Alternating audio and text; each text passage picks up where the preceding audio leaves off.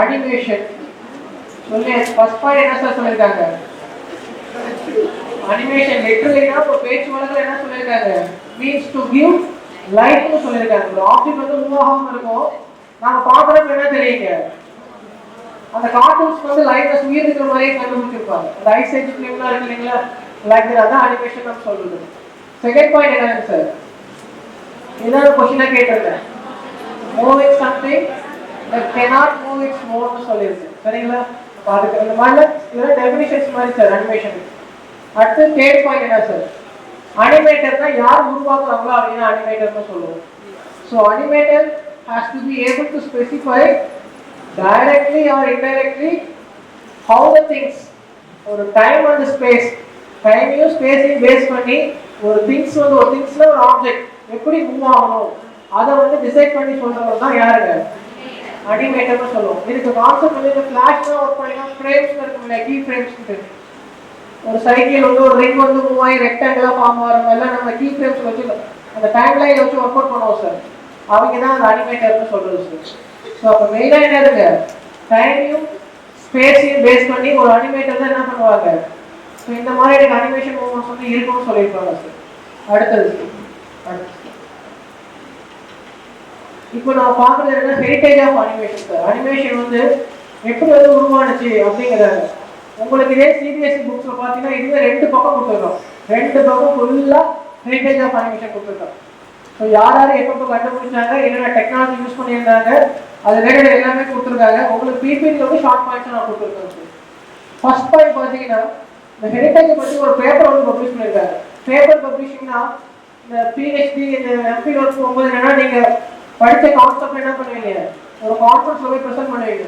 அதுபோல இந்த Peter Roger என்ன பண்றாரு சார், அவருக்கு ஒரு ஐடியா கிடைச்சிருக்குது. இந்த ஐடியா பேர் என்னன்னா, அந்த பேப்பருக்கு பேர் வச்சிருக்காரு the persistence of vision with regard to moving ஆப்ஜெக்ட்னு சொல்லிட்டு. ஒரு மூவிங் ஆப்ஜெக்ட் பத்தி அவரோட பர்சிஸ்டன்ஸ் எப்படி இருக்குங்கிற மாதிரி சொல்லியிருக்காரு சார். இது எப்போ சொல்லியிருக்காங்க, எங்க சொன்னாங்கன்னா பிரிட்டிஷ் ராயல் சொசைட்டி. இந்த 3 கீ பாயிண்ட்ஸ் மட்டும் ஞாபகம் வச்சுக்கோங்க. என்ன வருஷம், யாரு, என்ன பேப்பர் பப்ளிஷ் பண்ணியிருக்காரு, எந்த இடத்துல. நீங்க 1824லயே அனிமேஷன் பத்தின கான்செப்ட் வந்து ப்ரோக்ராம் ஆயிடுச்சு. அடுத்தது பாத்தீங்கன்னா அப்படியே ஒரு 30 இயர்ஸ் கிட்ட கேப் எடுத்து ஒரு 1887ல ஒரு ஃபேமஸ் சயின்டிஸ்ட் தாமஸ் எடிசன் இருக்காரு இல்லைங்களா, அவர் என்ன பண்ணாருன்னா ஒரு ரிசர்ச் ப்ரொமோட் பண்றாரு சார். ஓஷன்ஸ் பிக்சர்ஸ் வந்து எப்படி வந்து ஒரு ரிசர்ச் ப்ரொமோட் பண்றாரு. அதுக்காக ஒரு டிவைஸ் வந்து கண்டுபிடிச்சாரு. அந்த டிவைஸ்க்கு பேர் பாத்தீங்கன்னா கைனடோஸ்கோப்னு சொல்லுவாங்க. இந்த செகண்ட்ல பாருங்க கடைசியா ஒரு கீவேர்ட்ஸ் இருக்கும். in 1887 தாமஸ் எடிசன் ஒரு டிவைஸ் இன்வென்ட் பண்றாரு. அதுக்கான பேர் என்னன்னா கைனடோஸ்கோப். இதை மட்டும் நீங்க நோட் பண்ணுங்க. உங்க மெட்டீரியல் ஷார்ட் பாயிண்ட் நீங்க எழுதிக்கோங்க.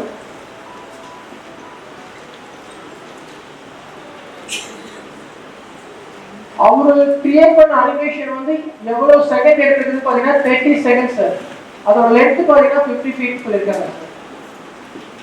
அந்த கைனடோஸ்கோப் மூலமா அவர் டிசைன் பண்ண ஒரு அனிமேஷன் வந்து பாத்தீங்கன்னா எவ்வளவு லென்த், எத்தனை செகண்ட்.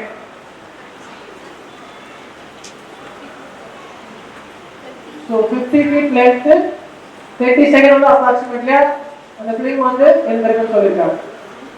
ஸோ அப்போ இதில் பார்த்தீங்கன்னா 2 ஆத்தரை பற்றி நான் சொல்லியிருக்கேன். ஆத்தர் சென்ஸ் சயின்டிஸ்ட் நீங்கள் வச்சுக்கலாம். 1824ல பீட்டர் ரோஜர்னு ஒருத்தர், 1887ல தாமஸ் எடிசன். அவர் கண்டுபிடிச்ச பேர் என்னதுங்க, கைனடோஸ்கோப்னு சொல்லுவோம். அதோட லென்த் வந்து கீழே போட்டிருக்கோம். 50 ஃபீட் லென்த் 13 செகண்ட்ஸ். இது அதே ஹெரிட்டேஜ்னா என்னதுங்க, இன்ட்ரோடக்ஷன் மாதிரி தான் எப்படி அனிமேஷன் வந்து. அடுத்த கண்டினியூஷன் வந்து போகும்போது ஜான் பிரேக்கர் வந்து 1910ல என்ன பண்ணியிருக்காருன்னா டிரான்ஸ்பிளன்ட் செல்ஸ்ங்கிற கான்செப்ட் யூஸ் பண்ணி அனிமேஷன் வந்து உருவாக்குறாங்க. டிரான்ஸ்பிளன்ட் செல்லுனா செல்லுலாய்னு சொல்லுவாங்க. பயாலஜிக்கல் கான்செப்டை பேஸ் பண்ணி வந்துருக்கும் சார். அதில் வந்து டிரான்ஸ்பிளன்ட் செல்லுங்கிற ஒரு கான்செப்ட் யூஸ் பண்ணி அனிமேஷன் வந்து என்ன பண்ணாருங்க, இன்வோக் பண்ணாரு சார். அடுத்து என்னன்னா அவரு இன்னொன்று என்ன பண்ணியிருக்காருன்னா மெயினாக பாருங்க, composting multiple layers of drawings into a final image as well as the use of grayscale. Grayscale என்ன sir, grayscale correct, black and white combination sir. Colour இருக்காது, பிளாக் அண்ட் ஒயிட்ல எவ்வளவு காம்பினேஷன் வருமோ அது எல்லாமே ஓவராலா அந்த கான்செப்ட் பேர் தான் கிரே ஸ்கேல் இமேஜ்னு சொல்லுவாங்க. Black and white combination, grey ஸ்கேல்னா ஒரு ஹைலைட் போட்டு நோட் பண்ணிக்க, பிளாக் அண்ட் ஒயிட் காம்பினேஷன் எழுதிக்கோங்க.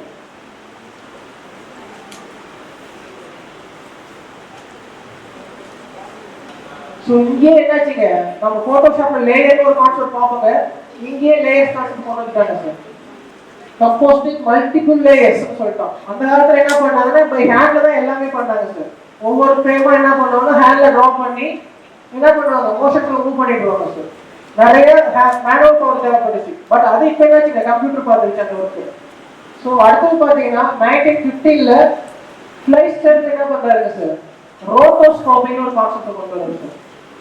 இந்த கீவேர்ட்ஸ் நல்லா ஞாபகம் வச்சுங்க சார். திரும்ப திரும்ப நீங்க பாத்தீங்கன்னா மட்டும்தான் இந்த கீவேர்ட்ஸ் ஞாபகத்துக்கு வரும், சரிங்களா? அதனால திரும்ப திரும்ப டெய்லி மார்னிங் எழுதி விட்டு இது வரைக்கும் நடக்கிற எல்லா போர்ஷனும் என்ன பண்ணுங்க, பாருங்க. படிக்க சொல்லல, பார்க்க தான் சொல்றேன், சரிங்களா? அப்பதான் அந்த வார்த்தை வந்து ஞாபகத்துல நிற்கும். ஏன்னா இதெல்லாம் வந்து புது டாபிக்கா இருக்கு, அதனால சொல்றோம்.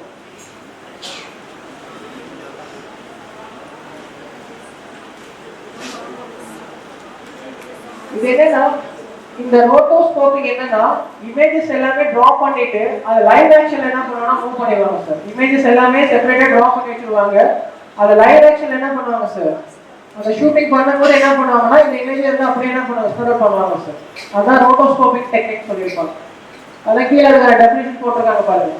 It is drawing images on cells by tracing over previously recorded live action. Live action தான் ரொம்ப இம்பார்ட்டன்ட். ஆல்ரெடி எடுத்து ஷூட்டிங்ல என்ன பண்றாங்க, இதை என்ன பண்றாங்க, கம்பைன் பண்ண ட்ரை பண்றாங்க. இதுதான் ரோட்டோஸ்கோபிக்னு சொல்றாங்க. சரி, கரெக்ட் வரும்போது காட்டுறாங்க. அடுத்தது பாத்தீங்கன்னா இதுக்கு முன்னாடி இந்த ரோட்டோஸ்கோபிக் அந்த ஓல்டு டெக்னிக்லாம் யூஸ் பண்ணிட்டு இருந்தாங்க. இப்போ என்னாச்சுன்னா இந்த அனிமேஷன்னாவே நமக்கு ஒரு முக்கியமான ஃபிலிம் அந்த ஞாபகம் இருக்கு, வால்ட் டிஸ்னி இருக்கும், சரிங்களா? இந்த வால்ட் டிஸ்னி ஃபிலிம்ஸ் பாத்தீங்கன்னா வால்ட் டிஸ்னி வந்து சயின்டிஸ்ட் சார். அவங்க தான் அனிமேஷனோட ஃபாதர்னு சொல்லுவாங்க. அப்படிலாம் மெகாஃபின்னு ஒருத்தர் இருப்பாரு, ரெண்டு பேருக்கு மேக்ஸிமம் சொல்லுவாங்க ஃபாதர் ஆஃப் அனிமேஷன் சொல்லுவாங்க. இவர் என்ன சொல்லியிருக்காரு, என்ன ஃபிலிம்னா அலைஸ் இன் வண்டர்லேண்ட்ல என்ன பண்ணிருக்காங்கன்னா லைவ் ஆக்ஷன் காமிச்சிருக்காரு. எடுக்கணும்னா கார்ட்டூன் கேரக்டர்ஸோட கொடுத்துருக்காரு. இந்த ஃபிலிம்ல லைவ் ஆக்ஷன் எங்க கொடுத்துருக்காங்க, கார்ட்டூன் கேரக்டர்ஸோட கொடுத்துருக்காங்க சார். அந்த ஃபிலிம் நேம் என்ன, அந்த ஆத்தர் பேர் என்ன, அது மட்டும் ஞாபகம் வச்சுக்கோங்க சார்.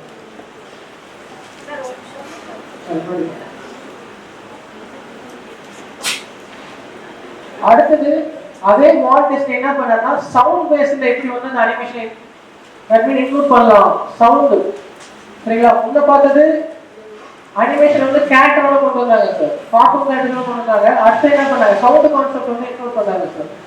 அந்த கான்செப்ட் பேர் என்னங்க, மிக்கி மவுஸ்னு சொல்றோம்.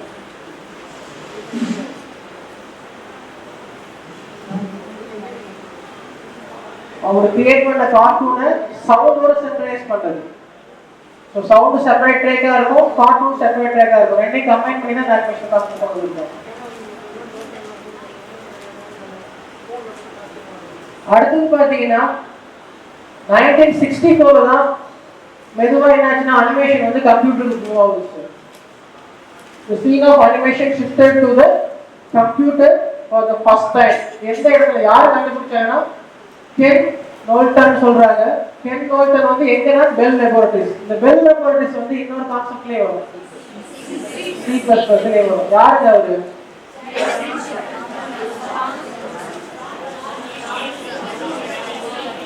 AT&T bell laboratory. C++ ஒரு ஆத்தர் யாரு, ஜான் ஸ்டவுஸ்ட்ரப்னு சொல்லுவோம், சரிங்களா? அப்பப்போ ஞாபகம் வச்சுங்க. 10 சப்ஜெக்ட் கடைசியாக வரும்போது ஒவ்வொரு இன்டர்லிங்க்ல தான் இருக்கும் மேக்ஸிமம். எல்லாத்தையும் இன்டர்லிங்க் பண்ணவும் கற்றுக்கணும், சரிங்களா?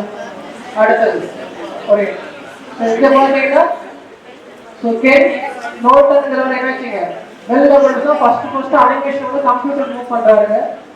அதில் பார்த்தீங்கன்னா started developing computing techniques for producing animated மூவிஸ்னு சொல்லிட்டாங்க. ஸோ இதுக்கப்புறம் என்ன வச்சுங்க, இது வரைக்கும் ஹியூமன் ஒர்க்காக இருந்தது எல்லாமே இப்போ என்ன பண்ணிடுச்சுங்க, கம்ப்யூட்டர் கேரியர் ஆயிடுச்சு. அதில் எல்லாமே இனிமேல் எல்லாமே கம்ப்யூட்டர் அனிமேஷனாக மாற்றிட்டாங்க. 1964 தான் அந்த வருஷம்.